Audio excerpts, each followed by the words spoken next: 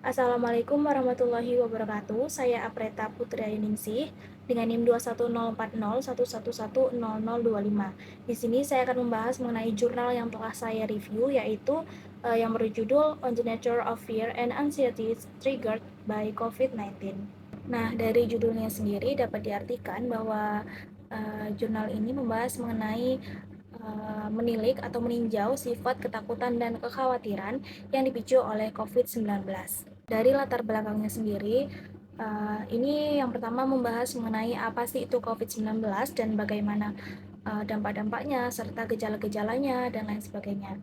Nah, latar belakangnya dalam jurnal penelitian ini, COVID-19 berasal dari kata co, V, dan D, lalu 19. Nah, co sendiri artinya merupakan singkatan dari corona, V adalah virus, dan D adalah disease, dan 19 adalah untuk tahun ditemukannya. Penyakit coronavirus ini ditemukan pada 2019, yang kemungkinan ini berasal dari terenggiling. Nah, penyakit ini berpotensi untuk menyebabkan infeksi saluran pernapasan yang parah pada manusia yang terinfeksi dan umumnya ditukarkan dari orang ke orang melalui kontaminasi aerosol dan droplet. Nah, penelitian atau jurnal ini dibuat pada masa COVID-19 dan COVID-19 ini diumumkan pada 11 Maret 2020. Namun pertama kali itu ditemukan di Provinsi Hubei, Tiongkok pada tahun 2019, kemudian di 2020-nya ditemukan di Eropa.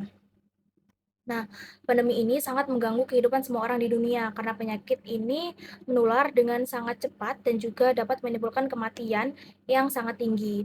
Nah, saat itu ada 11,5 juta kasus kematian yang disebabkan karena COVID-19. Gejala dari COVID-19 itu diantaranya yaitu batuk, demam parah, kelelahan yang berlebihan, dan sesak nafas. Juga individu-individu yang rentan terkena virus ini yaitu individu yang sudah lanjut usia dan juga orang-orang yang memiliki penyakit tertentu sehingga mudah ditularkan ataupun mudah terinfeksi virus COVID-19 ini.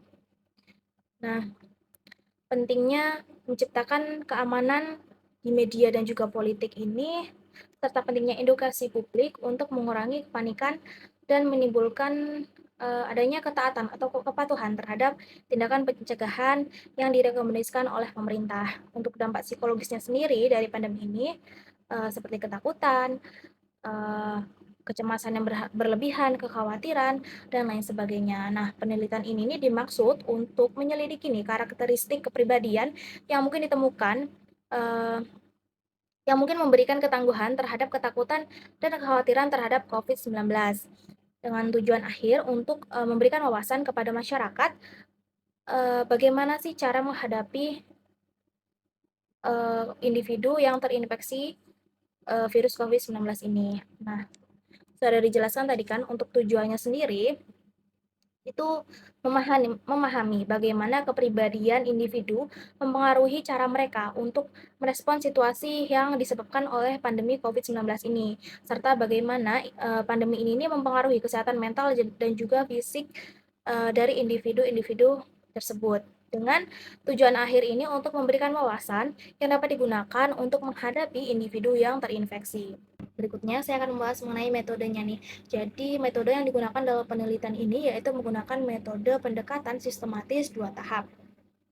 Nah, akan saya jelaskan bagaimana metode lebih rincinya lagi. Yang pertama itu ada pencarian awal nih. Pencarian awal ini dilakukan pada tanggal 11 Maret 2020 di 3 baris data yaitu Google Scholar, Psychoinfo, dan juga PubMed. Nah, pencarian ini menggunakan istilah-istilah yang berhubungan dengan coronavirus seperti COVID, COVID-19, coronavirus, atau SARS-CoV-2, dan lain sebagainya.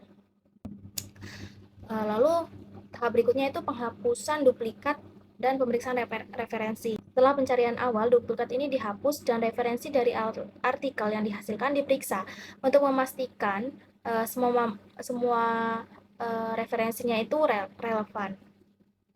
Berikutnya itu ada tahap klasifikasi artikel. Jadi artikel itu kemudian diidentifikasi dikategorikan ke dalam 6 kelompok berdasarkan konten dan implikasinya, yaitu yang pertama itu ada ketakutan akan hal yang tidak diketahui, isolasi sosial, hipokondriasis, rasa jijik, ketakutan yang didorong oleh informasi dan juga kepatuhan. Nah, yang terakhir ini analisis data. Setelah mengidentifikasi dan mengkategorikan artikel, langkah berikutnya itu adalah menganalisis data terhadap artikel-artikel tersebut dalam konteks faktor-faktor yang telah ditentukan. Baik, berikutnya saya akan menjelaskan bagaimana hasil dari penelitian atau jurnal yang saya review. Nah, penelitian dalam jurnal tersebut menunjukkan nih bahwa pandemi COVID-19 ini mempengaruhi kesehatan mental dan fisik individu dengan cara yang kompleks. Nah, kekhawatiran terhadap COVID-19 seperti kontaminasi, masa depan, ketidakstabilan ekonomi, uh, dapat memicu kecemasan dan ketakutan yang dapat berdampak pada individu dan masyarakat secara luas. Nah, dampak yang ditemukan dari COVID-19 ini sangat banyak, mulai dari rasa kecemasan dan ketakutan yang berlebihan, gangguan psikologis dan juga fisik, terus penurunan atau ketidakseimbangan ekonomi, dan dampak media dan informasi yang ambigu, serta tekanan psikologis yang dialami oleh profesional kesehatan dan lain-lainnya itu dapat ditangani dengan berbagai langkah seperti komunikasi yang jelas, pendidikan tentang strategi coping, dan penyediaan dukungan sosial dan juga psikologis. Nah, itu tuh sangat berguna untuk mengurangi nih dampak negatif dari pandemi COVID-19. Baik, selanjutnya diskusi mengenai penelitian. Nah, jurnal ini menyoroti nih dampak yang kompleks dari pandemi COVID-19 terhadap kesehatan mental dan juga fisik individu.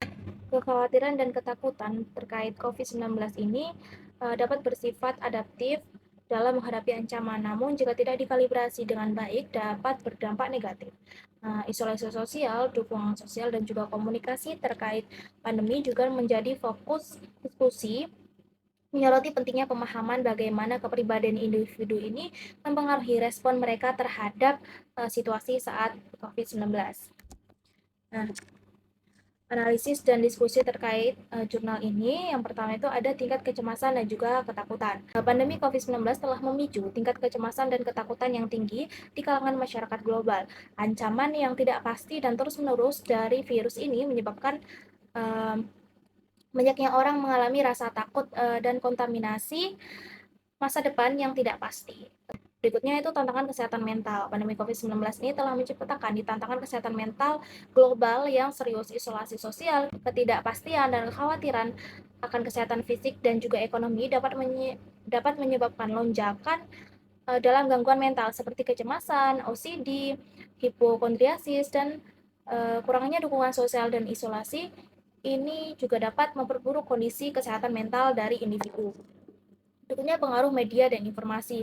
Seperti yang telah dijelaskan sebelumnya, bahwa masyarakat-masyarakat yang bingung terkait informasi dan juga pengaruh-pengaruh media sosial yang mungkin menyebarkan banyak hoax itu dapat memperburuk situasi dari masyarakat itu sendiri. Baik, selanjutnya mengenai kesadaran akan kesejahteraan mental. Penelitian ini menekankan pentingnya kesadaran akan kesejahteraan mental dan perlunya pendekatan yang holistik dalam menangani dampak psikologis dari pandemi. Ini termasuk pendidikan tentang strategi coping, dukungan sosial, dan integrasi psikologi dalam perawatan kesehatan. Dalam rangka mengatasi dampak psikologi yang disebabkan oleh pandemi, langkah-langkah seperti memperkuat komunikasi yang jelas dan akurat, meningkatkan kesadaran dan kesejahteraan mental, dan menyediakan dukungan sosial dan psikologis yang memadai bagi individu dan komunitas sangatlah penting. Baik, sekian itu tadi penjelasan saya mengenai jurnal yang telah saya pelajari dan telah saya review. Sekian, terima kasih. Mohon maaf atas segala kekurangannya. Wassalamualaikum warahmatullahi wabarakatuh.